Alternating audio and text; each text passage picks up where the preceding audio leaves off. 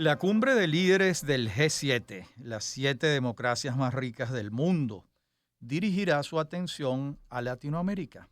En la reunión estarán presentes los presidentes de Argentina, Javier Milei, y de Brasil, Luis Ignacio Lula da Silva. La profesora Mirna Jonis, internacionalista de la Universidad Central de Venezuela, es nuestra invitada de hoy. Bienvenida a Puntos Cardinales, profesora Jonis. Tal, buenas tardes. Gracias a ustedes por la llamada. Profesora, ¿qué importancia tiene esta cumbre del G7 en estos momentos particulares en la política europea?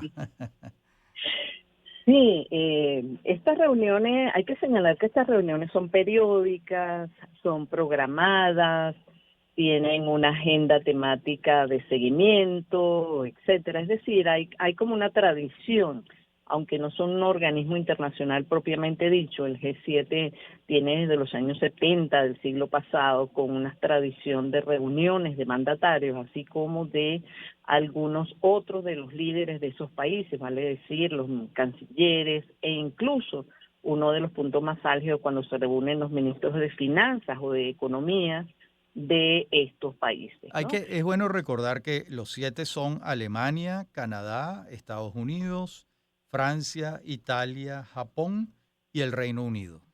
Correcto, sí, es el grupo de los 7. Sin embargo, hay que acotar, y quizás es la particularidad que convoca hoy la conversación con ustedes, es que si bien es cierto, es un G7 que se mantiene con los 7 miembros tradicionales, no es menos cierto que yo diría que desde finales del siglo pasado, pero mucho más particularmente en el siglo XXI, la modalidad de estas reuniones es contar con algunos invitados que Mm. pueden ser altos dignatarios, que pueden ser ministros de economía de determinados países o secretarios generales de determinadas organizaciones, como el caso de las Naciones Unidas o el Fondo Monetario Internacional, etcétera, ¿no? Es decir, es un grupo que, si bien es cierto, mantiene su liderazgo y mantiene su puerta cerrada cuando son los temas álgidos, no es menos cierto que ha abierto un poco el compás para tener interacción con otros actores y con organismos internacionales que tienen, digamos, visibilidad desde el punto de vista de la agenda política, pero que apuntan a una agenda económica y financiera, que es el punto más álgido que atiende el G7, ¿no? Y en Y esta quizás oportunidad la primera ministra italiana es la anfitriona, Giorgia Meloni. Te- correcto, sí, que ¿Tendrá no eso? las ha tenido fácil en los últimos años, obviamente, y eso pues le da un carácter también muy particular por las posiciones que ha asumido Italia o los temas que han atendido desde de lo que es la política italiana, ¿no? Creo que eso le da un realce, pero también hay que acotar que las sedes de estas reuniones son previamente acordadas, por lo tanto, no es que corresponda a una coyuntura específica, lo que sí que puede coincidir con una coyuntura específica, en este caso, no solamente porque es Italia, sino porque recientemente se han desarrollado las elecciones europeas, y hay que aclarar que son elecciones de las instancias o de las instituciones comunitarias, más no las instancias presidenciales o de liderazgo de cada uno de los países, ¿no? Bueno, pero pone las bardas en remojo, porque Por supuesto, por Macron supuesto. inmediatamente convocó a elecciones generales. Sí, Entiendo que por el primer supuesto. ministro de Bélgica renunció. O sea que estas elecciones también sacuden el piso, ¿no? Obviamente, y de allí la importancia, es decir, hay que aclarar que las movidas de piso que hay en cada uno de los países, o bien sea por un reforzamiento de determinadas tendencias políticas y de partidos políticos en estos países europeos, o por la convocatoria a nuevas elecciones, como está haciéndose en el caso de Francia, o renuncias como la que está mencionando, pues hacen ver la incidencia de las instituciones europeas, comunitarias, desde el punto de vista doméstico, ¿no? Y no hemos tenido todavía noticias del caso español, pero no dudo que también haya sus secuelas por allí enrevesadas que pueden salir en las próximas, digamos, en los próximos días, ¿no? Lo que sí es cierto que las elecciones europeas son un contexto, y algunos podrían decir que es la próxima Olimpiada, pero diría, estas elecciones marcan en cierta medida esa agenda no prevista de la reunión del G7, ¿no? ¿Por qué? Ahora, por ejemplo, ¿hay alguna relación entre la invitación de Milei y la afinidad ideológica con Giorgia Meloni?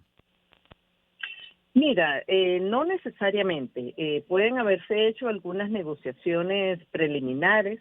Sin embargo, hay que señalar que el G7, así como algunas otras instancias, el G20, a veces invita, fuera de sus miembros propiamente dichos, a algunos mandatarios que en determinados momentos se escogen como claves en la relación que puedan tener con uno de los países, por la incidencia o visibilidad de un tema económico, o también por algunas pretensiones que pudieran tener grupos regionales. En el caso, podemos ver este año en esa reunión que hay dos mandatarios de América Latina, y no solo de América Latina, de Suramérica, y ambos miembros del Mercosur.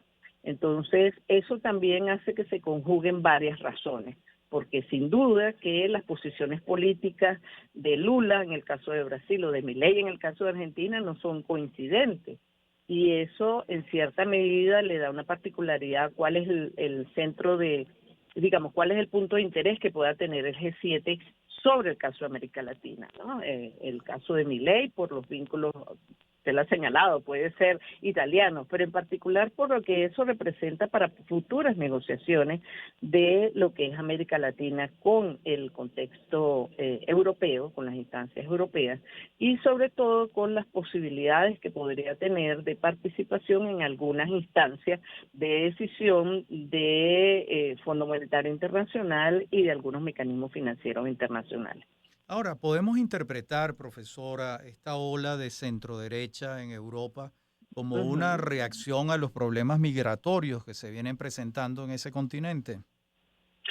Bueno, el tema migratorio es uno de los temas álgidos, pero también hay que recordar que desde el punto de vista económico, y que algunos podrían ubicar que es digamos, es un camino andado que se reforzó durante la pandemia, y el llamado post-pandemia no ha permitido unas recuperaciones tan digamos, aceleradas y satisfactorias para la población. El tema de la migración es un tema álgido en distintos grados de atención para los países europeos, pero recordemos que el G7 no es solo de países europeos, ahí hay realidades asiáticas, hay realidades en el caso de Japón, por ejemplo, que es parte de ese contexto y que en cierta medida representa también lo que es la dinámica geopolítica del Pacífico, y también está el caso de Estados Unidos, Y entonces, Canadá. Y Y Canadá, Canadá. obviamente. Ujú. Y el otro aspecto es que si bien ese tema comunitario del manejo migratorio se convierte en un tema crítico, hago esa distinción. Hay otros países del G7, no solo que he mencionado, el Reino Unido inclusive, que tiene algunos años recientes salido del esquema de las comunidades europeas, también llevan su propia agenda. Lo que Claro. pasa es que obviamente el tema migratorio en los actuales momentos es un tema de visibilidad alta, y fue una de las banderas políticas, ha sido una de las banderas políticas de varios partidos y organizaciones Bueno, y es el centro en Europa. y es el centro del debate en los Estados Unidos también. Sin duda, porque es un tema que desde el punto de vista electoral también caldea los ánimos. Entonces, una cosa es el marco electoral que puede haberse planteado en el caso de Europa, que incide obviamente en la visibilidad que tiene el tema migratorio en la reunión del G7, y las características que está tomando el tema migratorio en las elecciones de los Estados Unidos. Eso está allí presente.